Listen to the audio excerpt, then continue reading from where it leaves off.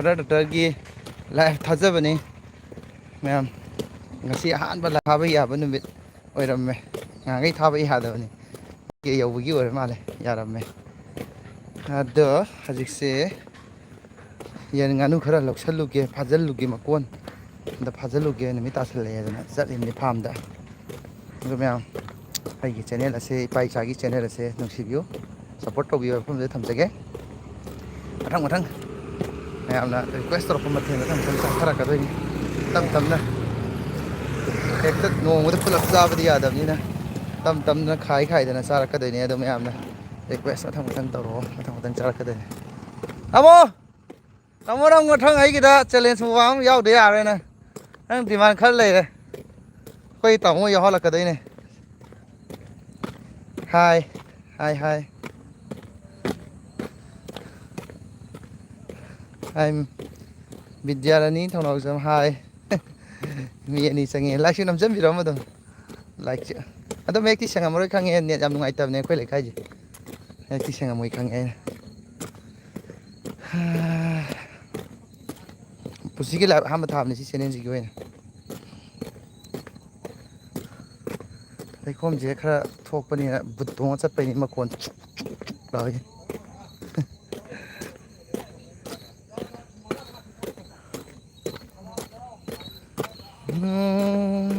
Itanai kibamaya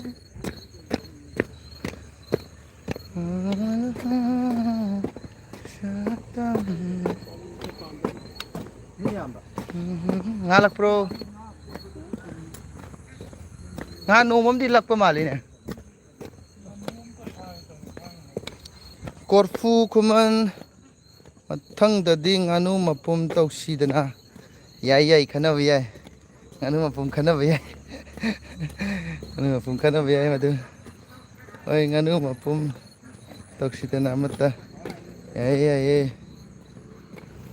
au wifi do ha kai da recharge haptrabo hapaga ne nong nimi manga to ya maga yang ni da phone number am piram dro adu palak pa kangu gya da taushalo adu kamai kamai to hai no hango message sajalo amda sembi hona anu mapum do tawdi tawbo ya bajani tawra ge soidana do yengsi latsi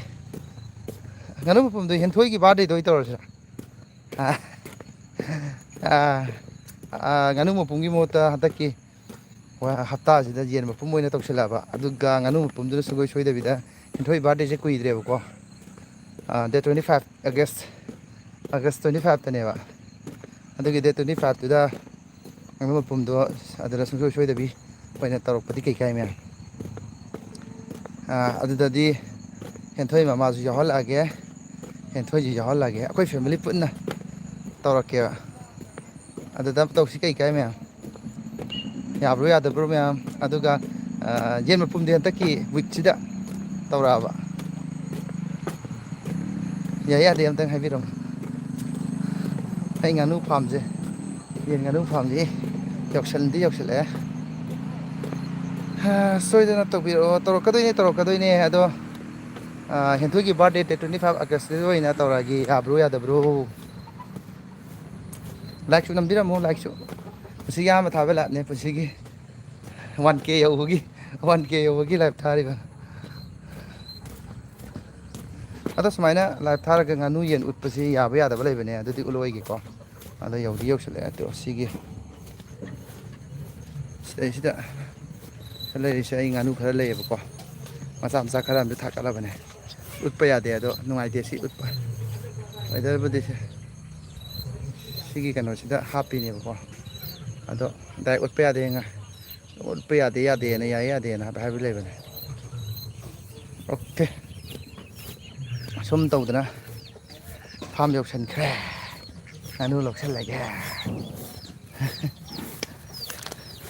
Paren yaragadi han ngakokta tin fish request torokpane tin fish so singoi sudana ngasi do torokpa yabre yenge eta thabak sangdaba kai ga pulap hade pasal ko tin fish to ngasi torokpa yabre yenge ama request torokibani kanano I horin chinkalaga yengage aduga request torokpa mi do screen da dum hapam bage yeminarsi ꯐꯔꯦ ꯃꯌꯥꯝ, ꯑꯗꯨꯗꯤ ꯑꯩ ꯌꯦꯟ ꯉꯥꯅꯨꯁꯦ ꯑꯝꯇꯪ ꯂꯧꯁꯟꯒꯦ. ꯄꯨꯟꯁꯤꯒꯤ ꯑꯍꯥꯟꯕ ꯊꯥꯕ ꯂꯥꯏꯞꯅꯤ. ꯑꯗꯣ ꯌꯥꯝ ꯅꯨꯡꯉꯥꯏꯔꯦ. ꯃꯌꯦꯛ ꯁꯦꯡꯗꯤ ꯁꯦꯡꯉꯝꯃꯔꯣꯏ, ꯑꯩꯈꯣꯏ ꯂꯩꯀꯥꯏ ꯅꯦꯠ ꯁꯨꯡꯅꯨꯡ ꯅꯨꯡꯉꯥꯏꯇꯦ. ꯅꯦꯠ ꯅꯨꯡꯉꯥꯏꯕ ꯅꯨꯡꯉꯥꯏꯇꯕꯒꯤ ꯃꯈꯥ ꯄꯣꯜꯂꯤ ꯃꯌꯦꯛ ꯁꯦꯡꯕ ꯁꯦꯡꯗꯕ ꯍꯥꯏꯁꯤꯀꯣ. ꯀꯦꯃꯦꯔꯥꯒꯤꯁꯨ ꯃꯈꯥ ꯄꯣꯜꯂꯤ, ꯀꯦꯃꯦꯔꯥꯗꯤ ꯑꯔꯥꯏꯕꯅꯤ. ꯑꯣꯀꯦ ꯃꯌꯥꯝ, ꯑꯗꯨꯗꯤ ꯌꯦꯟ ꯉꯥꯅꯨ ꯑꯝꯇ ꯂꯧꯁꯟꯒꯦꯀꯣ, ꯃꯈꯣꯟꯒ ꯇꯥꯏꯁꯦ ꯊꯦꯡꯖꯤꯜꯂꯛꯄꯒꯤ ꯃꯈꯣꯏꯁꯦ.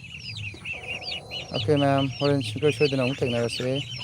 ꯇꯤꯟ ꯐꯤꯁ ꯇꯧꯔꯛꯀꯦ ꯍꯣꯔꯦꯟꯗꯤ ꯁꯨꯡꯁꯣꯏ ꯁꯣꯏꯗꯅ. ꯕꯥꯏ.